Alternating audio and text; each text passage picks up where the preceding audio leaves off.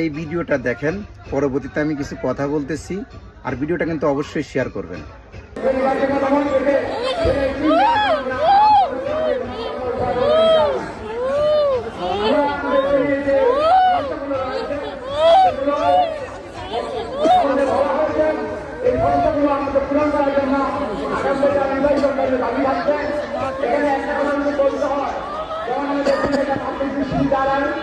সরকারি medical college এগুলো আমাদের এখানে প্রধানমন্ত্রী হয়েছিলাম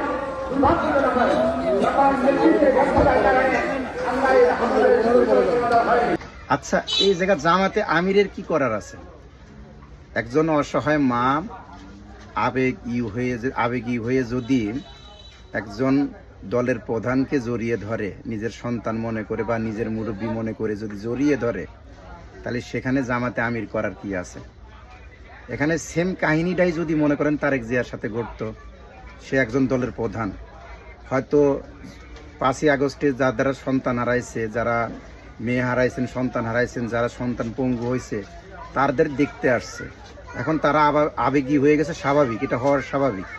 এখানে যদি তারেক রহমানরে এইভাবে জড়ায় ধরতো, তার শুধু আশ্বাস দেওয়া ছাড়া তার কি করণীয় ছিল? খালি খারাপটাই আপনারা দেখলেন। জামাতে আমির যে পাগলের মতন কাঁদতেছে, ওই মহিলাটার কান্না দেখে, এটা কি আপনাদের চোখে পড়ে নাই?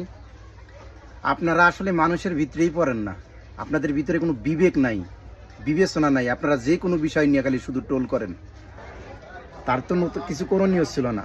আর একজন দলের প্রধান, তার কাছে একজন লোক আবেগী হয়ে জড়াই তার ধরতেই পারে, হয়তো ছেলে মনে করে ধরছে বা মনে করেন বাবা মনে করে ধরছে। এখানে এই ভিডিওটা আপনারা শেয়ার করে উল্টাপাল্টা কমেন্টে দিচ্ছেন বা উল্টাপাল্টা হেডলাইন দিয়ে ছাড়তেছেন যে আসলেই এইগুলা কি আপনারা কি মানুষ? আপনারা কি মানুষের ইস্যু পড়েন? আর আপনারা এই ভিডিও নিয়ে টোল করতেছেন, এটা কি টোল করার মতন ভিডিও? আর এই ভিডিও নিয়ে যে আপনারা টোল করতেছেন, হ্যাঁ, আল্লাহ কি আপনাদের ভিতরে মনুষ্যত্বতা দেন? মনুষ্যত্ব দেয় নাই আপনাদের ভিতরে?